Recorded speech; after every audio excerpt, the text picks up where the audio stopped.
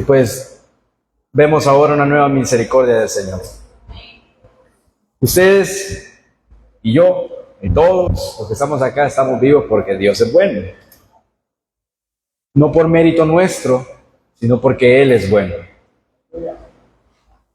Y pues así también muchos han querido demeritar al pueblo de Israel. Lo voy a hacer súper breve. Y mucha gente dice, sí, es que el pueblo de Israel del cual habla la Biblia ya no es el mismo que está ahora en lo que se conoce políticamente como Israel. No son los mismos, esos son europeos que regresaron otra vez a la tierra que alguna vez fue de los hijos de Abraham, dicen ellos. Pero sean ellos o no sean ellos, ¿saben qué? Les voy a contar una breve historia. ¿A quién fue el primero que le llamaron el hebreo? Abraham. ¿Por qué? Muchos presumen, o muchos quieren entender que eso proviene de que Dios le dijo a Abraham que él era su amigo. Y en el hebreo, o bueno, en el idioma que antes hablaba, el arameo, venía de la raíz amigo, la misma raíz que viene hebreo. Entonces, por eso presumen mucho que a Abraham le dijeron el hebreo, porque Dios mismo le dijo que era su amigo. Pero ¿por qué fue Abraham considerado amigo de Dios? ¿Fue por mérito de Abraham? Cualquiera pudiera decir y estar contrariado en su pensamiento. Sí, porque dice que Abraham le creyó a Dios. Sí, pero la fe le fue contada por justicia. Al final, ¿qué fue lo que le hizo ser amigo de Dios, cercano a Dios? La fe en Dios, no lo que él pudo haber hecho, sus obras, sino la fe que le fue contada por justicia. Pero desde ahí, dice que él ni siquiera nació en lo que ahora se le conoce como Israel, sino que ¿dónde nació, hermanos? ¿Dónde? Ur de los caldeos. O sea que Abraham era un caldeo. O sea, allá por Mesopotamia, allá por donde ahora es Babilonia. Bueno, ahora es Irán, pero después, en los tiempos de Daniel, era Babilonia. Resulta que ellos adoraban a falsos dioses. Ellos adoraban, dice que después de Adán vino, Caín y Abel, pero vino después Set, y después de Set vino el hijo de Set, y después del hijo de Set vino el hijo del hijo de Set, y así, hasta llegar a Enoc, el séptimo desde Adán, el cual dice que nadie más lo volvió a ver porque Dios le llevó, y así siguieron. Pero todos estos lo que fueron perdiendo fue la fe en Dios.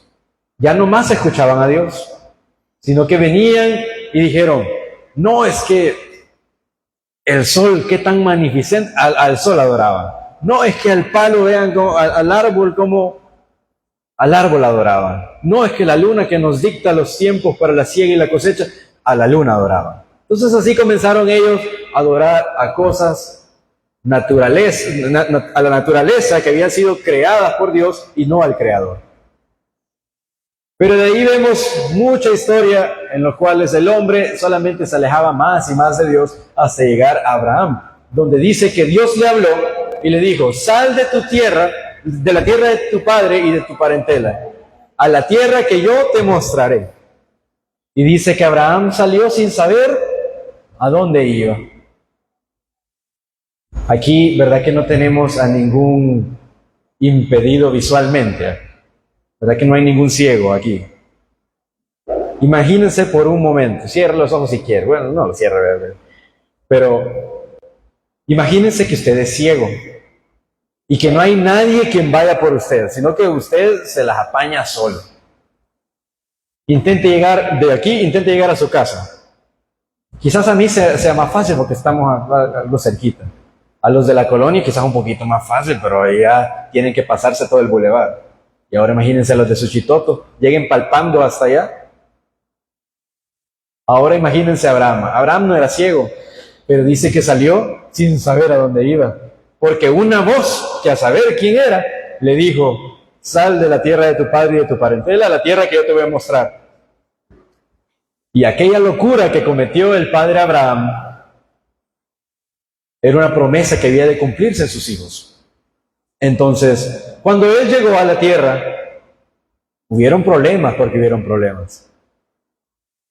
Nació su hijo. ¿Cuál fue el hijo de Isaac? Perdón, ya lo dije. ¿Y cuál fue el hijo de Abraham? Isaac. Le soplé. Pero él no fue el primero. El primogénito, según la carne, fue Ismael. Y por haber desobedecido a Dios, hasta ahora hay problemas. Pero el primogénito, según la promesa, fue Isaac. Y de Isaac nacieron dos más. Eran gemelitos. Eran Esaú y Jacob. Nosotros hace un par de semanas escuchábamos que decía la predicación: no es del que quiere ni del que corre, sino... ¿Cómo? De Dios que tiene misericordia, no del que Dios tiene misericordia. Hay que leerlo bien. Dice que no es del que quiere ni del que corre, no es de Esaú ni de Jacob, sino de aquel a quien Dios quiere cumplir su propósito en él. Porque él es el que tiene misericordia. Pero de Jacob dice que salieron los 12 patriarcas. Y de ahí toda la historia que hasta el día de hoy conocemos, de cómo vinieron el primer rey, Saúl, porque el pueblo decía: nosotros queremos ser como las demás naciones de la tierra. No queremos ser los únicos y diferentes. Queremos ser igual a todos los demás y queremos tener rey.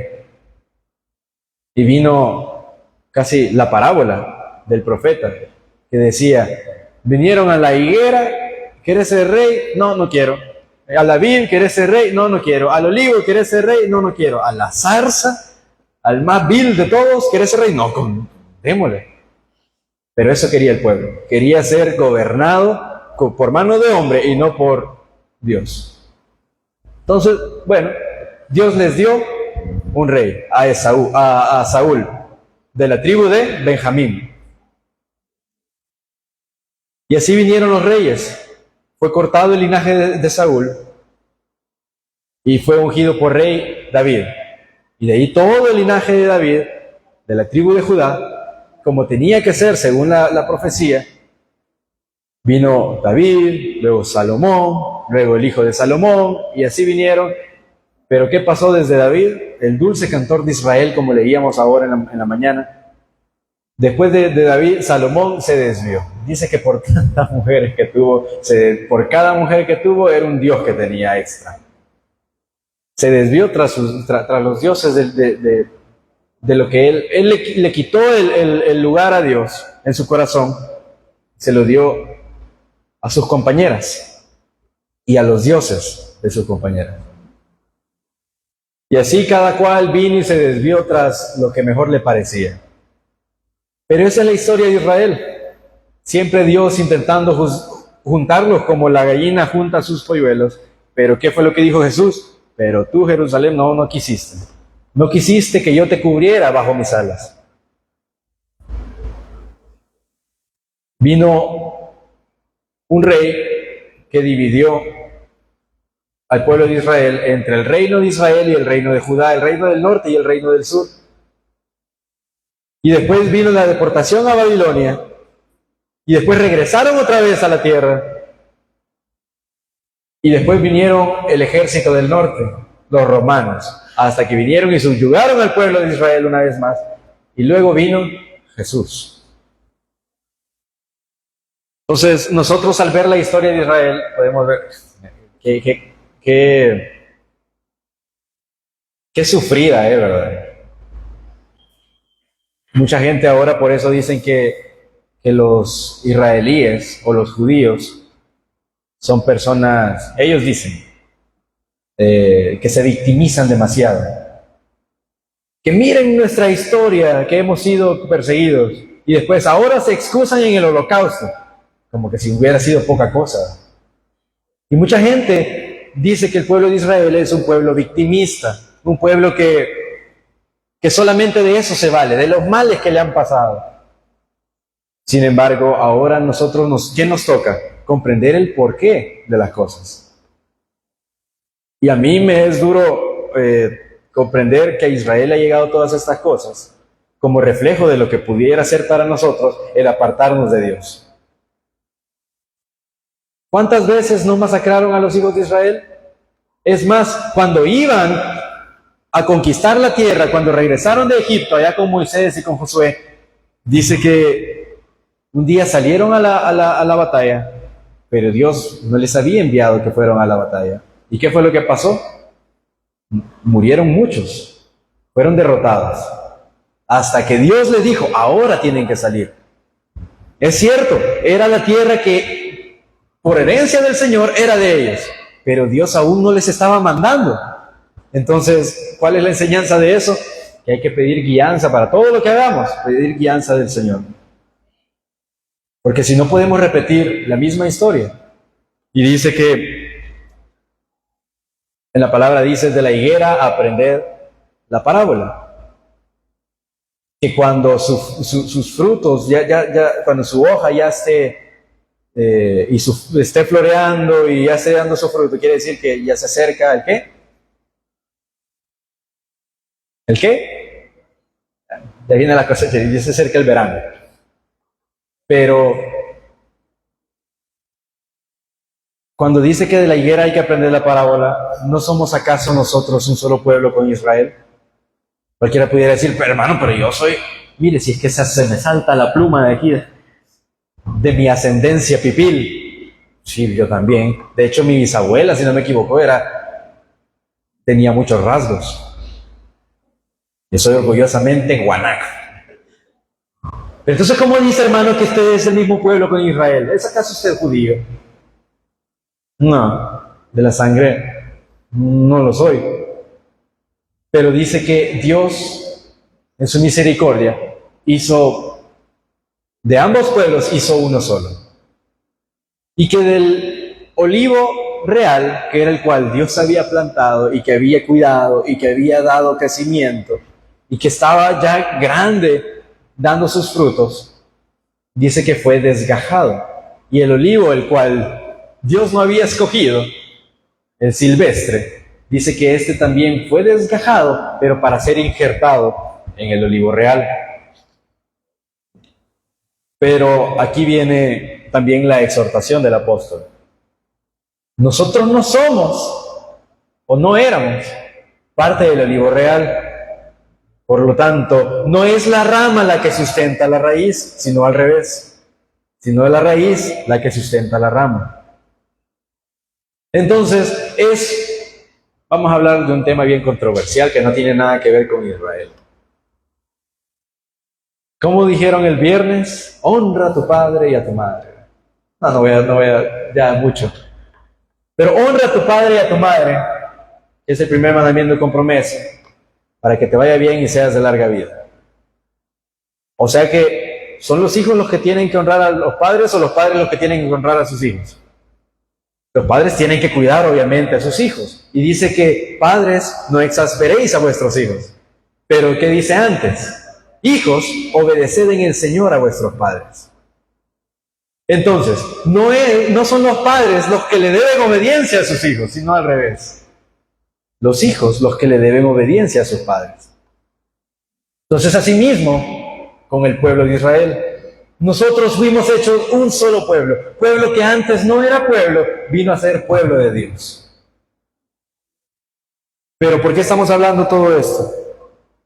Porque Israel está cumpliendo 77 años. Pero entonces, ¿cómo podemos decir, hermano, pero si Jesús vino hace 2025 años, ¿cómo es que Israel solamente tiene 77 años? ¿Por qué no se supone que Israel fue formado alrededor de 2000 años antes de Jesús? ¿Y cómo es que tiene solo 77?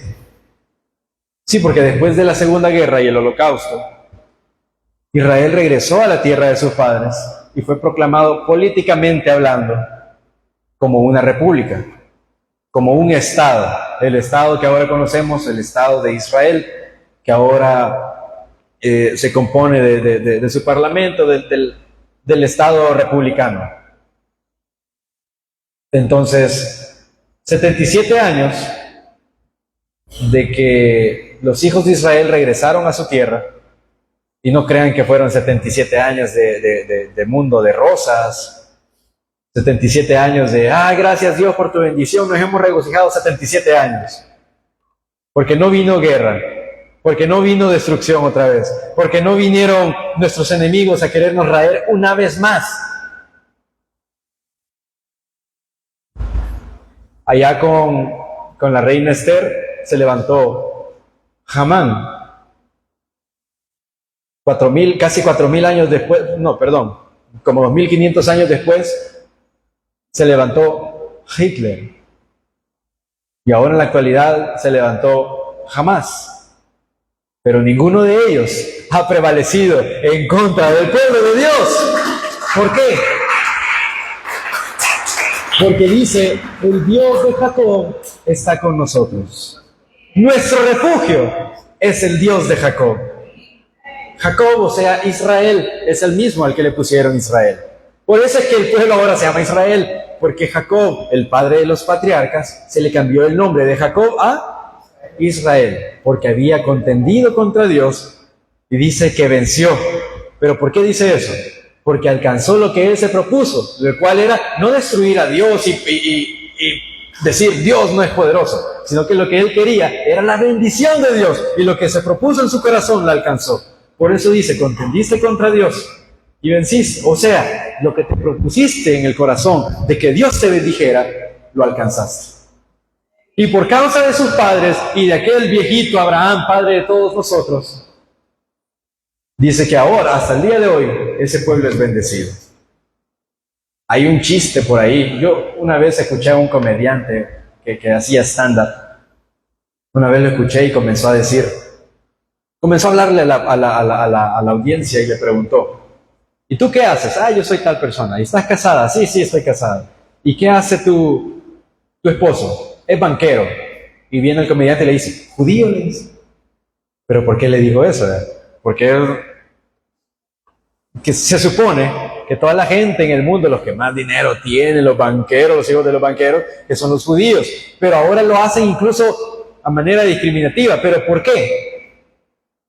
Porque todo lo que toca sus manos se hace bendición, porque Dios así lo prometió, que todos los que bendijesen al pueblo de Israel iban a ser benditos, y los que maldijesen al pueblo de Israel también iban a ser malditos.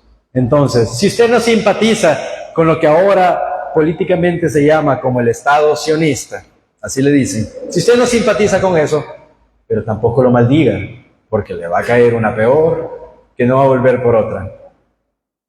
Fue Dios quien lo dijo, no Netanyahu. Fue Dios quien lo dijo, no Ben Gurión, ni Herschel, ni ninguno de los antecesores que vinieron antes del Estado de Israel. No fueron ellos los que dijeron que el que sea portador de bendiciones para Israel, bendiciones le iban a venir. Fue Dios el que lo dijo. Y por eso a mí me alegra mucho de que como pueblo que erróneamente nos pusieron el apodo de cristianos, peor aún protestantes o evangélicos, porque dice que seguimos el evangelio, mejor dicho, hijos de Dios. Me gusta mucho de que se nos inculque el amar a Israel. Es más, ellos mismos dicen, aunque no profesemos la religión de estos los cristianos, dicen, pero nosotros en el mundo, en todo el mundo, a los únicos que vemos que están a favor de nosotros son a los cristianos, dicen. Son los únicos. Hasta Estados Unidos, que se supone que es el mejor amigo, el best buddy de Israel, ni hasta ellos se vuelcan. Y vienen y hacen las paces con los hutíes, los que están ahorita bombardeando a Israel.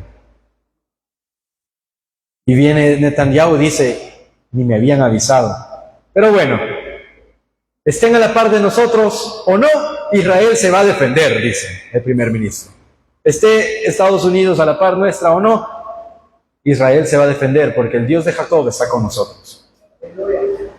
Entonces, 77 años, ¿ustedes creen que fue fácil? Cuando El Salvador se independizó de la corona española, no fue porque querían ser una nación libre, fue por puro beneficio de los que ahora nosotros decimos que son los padres de la patria, los próceres. Fue por puro beneficio de ellos, porque ya no querían pagar tributos a la corona española, sino que los tributos se los querían quedar ellos.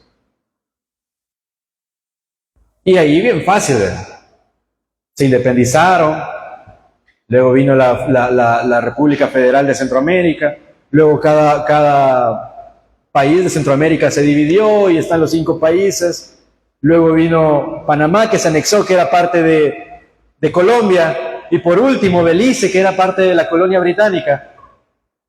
Pero cada uno se independizó y ahí iban poco a poco hasta que llegaron a las guerras, ¿cómo se les dice? Al conflicto armado, se me acaba de ir la palabra. La guerra civil.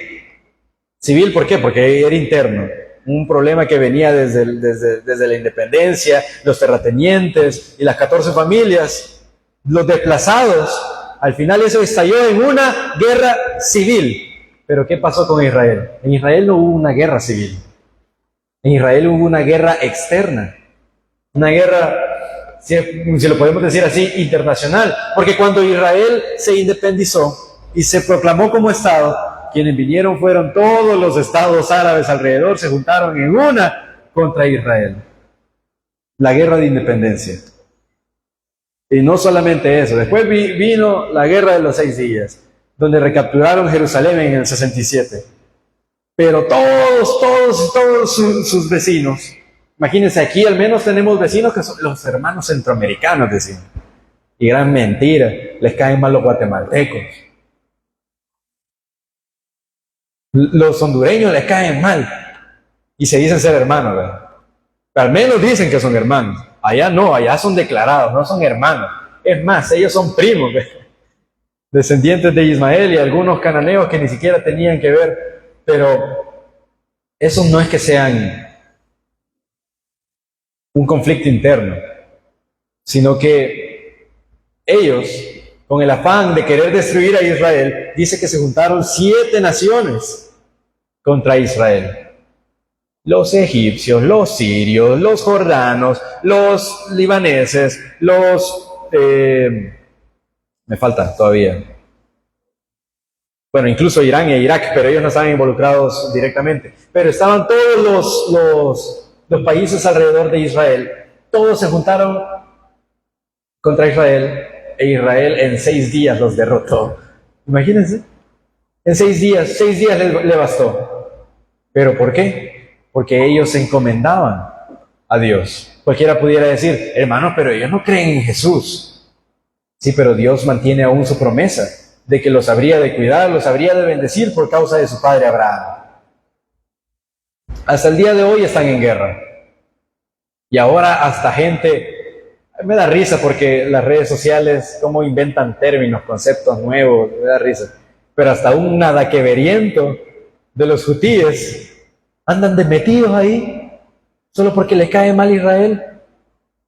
Pero bueno, todo el que se levanta contra el pueblo de Israel, como le dijeron a Amán, su propia esposa le dijo a Amán, ¿contra quién te has levantado? Ah, contra Mardoqueo el judío. ¿Contra Mardoqueo el qué? Le dijo. El judío. Ay, papito. Si es judío contra el que te has levantado, tené por seguro que no vas a levantarte, que solamente vas a caer, le dijo la misma esposa. Ciertamente pasó lo que profetizó la esposa de Amán. Todos sus hijos y Amán mismo fueron ahorcados. Se levantaron contra Mardoqueo el judío y el Dios de Israel veló por su mismo pueblo. Cuando Mardoqueo le dijo a Esther, aboga, porque no creas tú que por ser la reina vas a salir libre e ilesa de este edicto del rey, porque tú también eres judía. Pero es más, si no lo quieres hacer, dice, respiro y liberación vendrá de otra parte. Ellos sabían en quién creían. Ellos se acordaban de las maravillas que Dios había hecho con sus padres. Mardoqueo se acordaba de aquellas maravillas y hazañas que también, ¿cómo se llamaba? Gedeón se acordaba. ¿Cómo es eso que habías abierto el mar en dos partes? ¿Cómo es eso que sacaste al pueblo de Israel de Egipto con brazo extendido, mano fuerte y brazo extendido? ¿Cómo es eso que derrotaste a Og, rey de Basán, a Sehón, rey de los amorreos? ¿Cómo es eso que se juntaron todos tus enemigos contra ti y aún los destruiste? ¿Cómo es eso que las murallas no pudieron resistir ante la presencia del Señor? ¿Cómo es eso? Ellos se acordaban de que el Dios de Israel estaba con ellos, que aunque el rey y todo el pueblo estuviera en contra, Dios estaba con ellos. Y hasta el día de hoy ellos recuerdan la promesa. Pero ahora hay otra promesa. Y para terminar, quiero que vayamos a la carta a los hermanos que estaban en Roma, a los romanos, capítulo 11. Y con esto vamos a terminar. Vamos a leer este capítulo. Y aquí está hablando el apóstol Pablo al remanente de Israel en las naciones, ya sea en Israel o esparcidos, porque habían sido exiliados. Saben, les voy a contar una historia rápida antes de leer este capítulo. ¿Saben ustedes desde cuándo viene, lo vamos a decir así, desde cuándo viene como el conflicto entre los judíos y los cristianos? A los quienes se le llamaron cristianos, a los seguidores de Jesús. No era tanto porque no creyeran lo mismo, sino que saben ustedes que cuando Jesús se fue, los cristianos fueron perseguidos. Aún así, ellos andaban predicando la palabra del Señor, pero ellos eran perseguidos. Muchos se fueron a Europa, otros dicen que se fueron a Asia, otros a África. Algunos se quedaron en Israel, pero los cristianos siempre tenían, no rencillas, sino tenían lucha contra los judíos, porque ellos decían, no, estos son transgresores de la ley, estos no siguen la ley y las costumbres y tradiciones de los ancianos, sino que siguen aquel llamado Jesús. Resulta que los romanos se levantó ustedes bien conocen el nombre de este emperador romano, que hasta a los chuchos les ponen ese nombre. Perdón, a los perros les ponen ese nombre. ¿Cómo le ponen a algunos perros? Nerón, vení para acá. Era un emperador romano que se levantó entre el 60 y el 70 después de Cristo. Dice que este agarró tanto odio contra los judíos que los exilió, peleó contra ellos, hubo una masacre horrible. De ahí viene lo que los hermanos de allá del pastor Toby, muchas veces ellos recuerdan Masada y hablan mucho de Masada y Masada, que eran un grupo, un remanente de judíos de la rebelión judía contra los romanos, que cuando venían el ejército romano contra ellos, ya los habían atacado y habían vencido, pero cuando se rearmaron los romanos, venían contra ellos, se fueron a esta meseta que se llamaba Masada. Era una fortaleza que había ahí, si no me equivoco, la fortaleza de Antonia, o algo así que se llamaba. Resulta que ellos no quisieron morir a manos de los romanos. ¿Y qué hicieron ellos? Agarraron sus espadas e hicieron como en la cultura japonesa, los samuráis hacían eso. En lugar de que su enemigo los mataran, venían ellos y ellos se traspasaban con su propia espada. Eso fue lo que ocurrió en Masada. Ellos no querían caer en manos de los romanos, sino que vinieron y prefirieron ellos quitarse la vida antes de que caer a manos de sus enemigos. Después de eso, Israel fue esparcido por todas las naciones.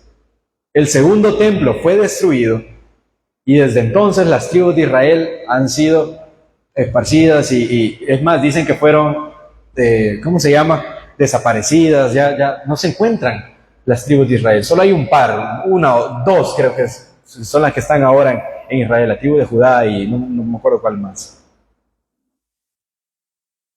Pero entonces, en esa rebelión, dicen los judíos y cuentan los historiadores judíos, que los cristianos no se metieron en esa lucha contra los romanos. Ellos no se metieron ahí.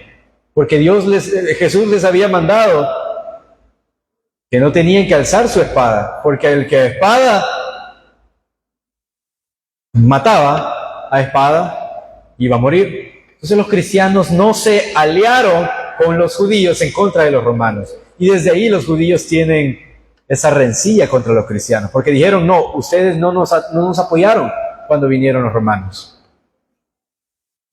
Pero ahora viene Pablo y le habla al remanente de Israel en Romanos 11. Imagínense qué curioso. La carta a los hermanos que estaban en Roma.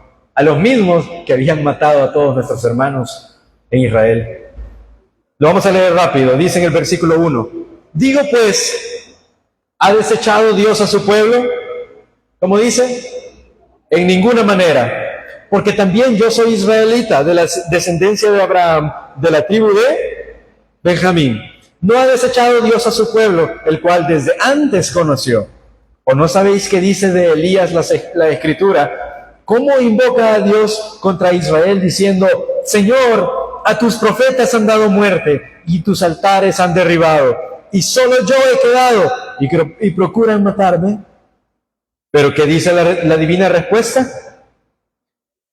Me he reservado 7,000 hombres que no han doblado la rodilla delante de Baal.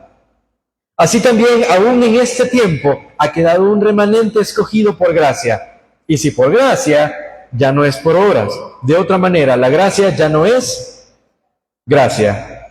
Y si por obras, ya no es gracia. De otra manera, la obra ya no es obra. ¿Qué pues? Lo que buscaba Israel no lo ha alcanzado. Pero los escogidos sí lo han alcanzado.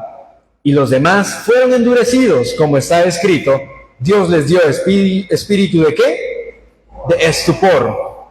Ojos con que no vean y oídos con que no oigan. Hasta el día de hoy.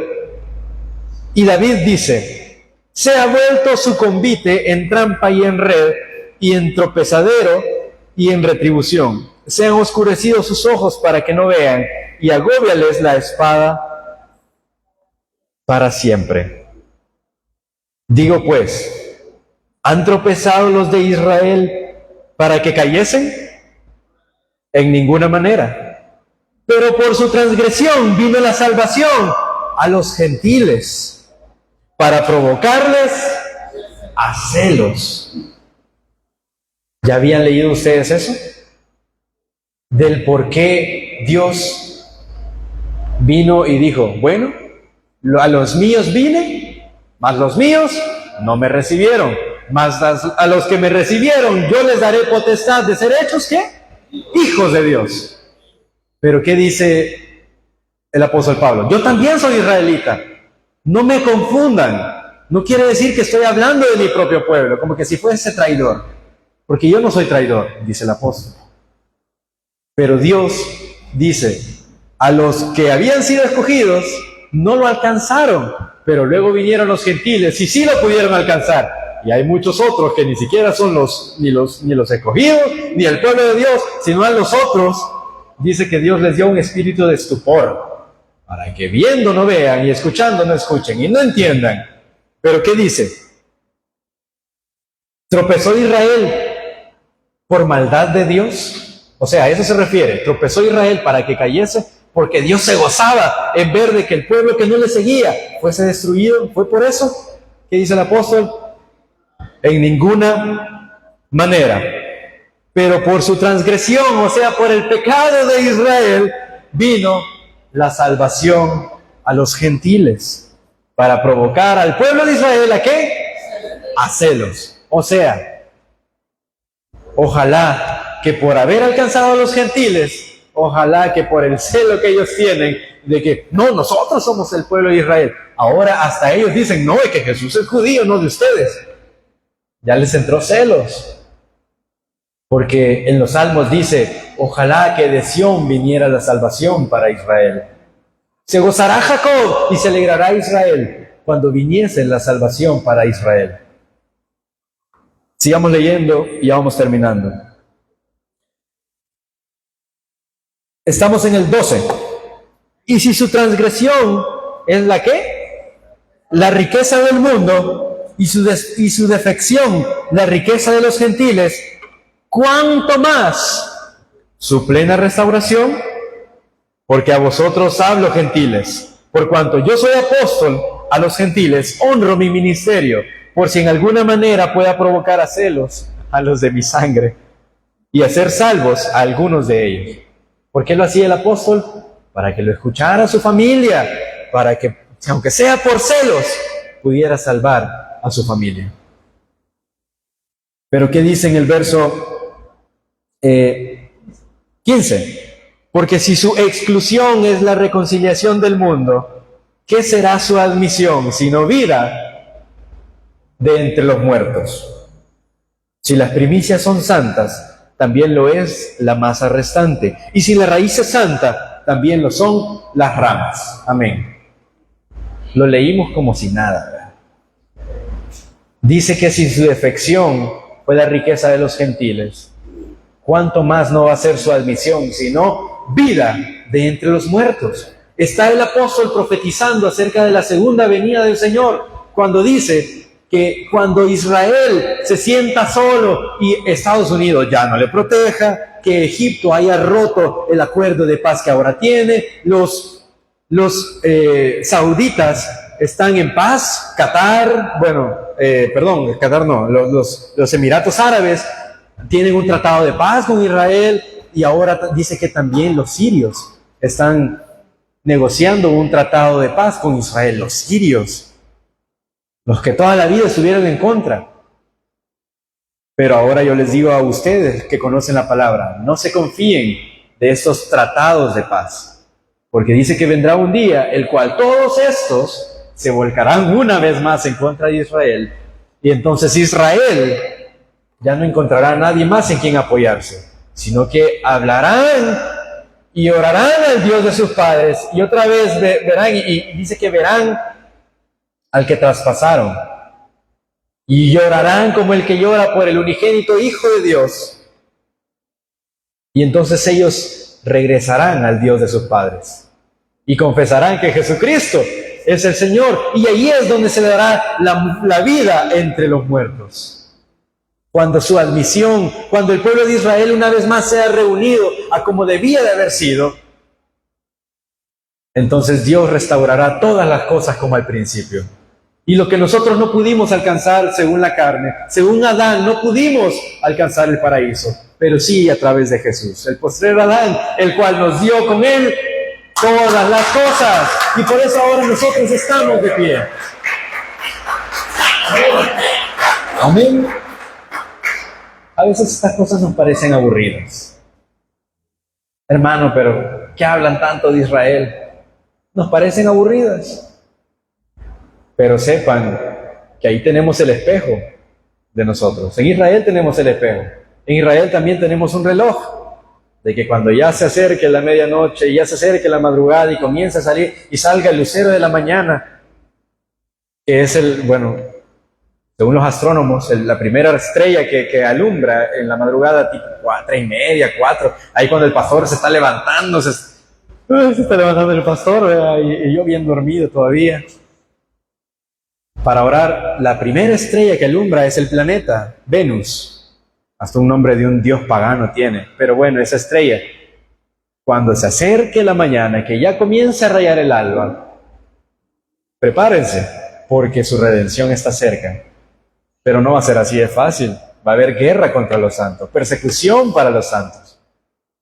Así que todas estas cosas nos tienen que ser de interés, porque es lo que ha de venir. Porque lo mismo que fue antes es lo mismo que será. Lo que antes era sombra, ahora lo vivimos en la fe del Hijo de Dios. Así que pongámonos todos de pie. Los que puedan ponerse de pie, pongámonos de pie y pidamos al Padre que nos ayude. Vamos a traer al hermano Mele que ore. Mentira. Oremos hermanos al Señor. Y démosle gracias porque nos permite y nos revela su palabra. A tiempo Él nos habla y fuera de tiempo también nos habla. Gracias te damos, Padre, en esta mañana porque tú eres bueno, porque para siempre es tu misericordia. Te damos gracias porque tú has sido muy fiel y la promesa que un día nos hablaste a través de tu Hijo y a través de todos los profetas y de tus santos siervos aún está vigente. Sabemos, Señor, que tu palabra no se corromperá, tu palabra no se quebrantará, porque lo que tú dijiste lo vas a cumplir. Te pedimos, Padre, que a través de tu Hijo nuestros pecados sean perdonados, que tu sangre, que la sangre de tu amado Hijo nos limpie y nos cubra y nos sea propicio de todos nuestros pecados. Te damos gracias, Señor, porque así como hasta el día de hoy tú nos mantienes con bien y nos enseñas el buen camino, nos enseñas lo que habemos de hacer, nos enseñas a amar a tu pueblo Israel, Señor. Te pedimos que jamás permitas que nos desviemos de tu palabra, que jamás permitas que nosotros nos distanciemos de ti, como antes anduvimos y estuvimos muertos en delitos y pecados. Ahora que tenemos vida en abundancia en ti, te pedimos, Padre, que no nos sueltes, que tu mano siempre nos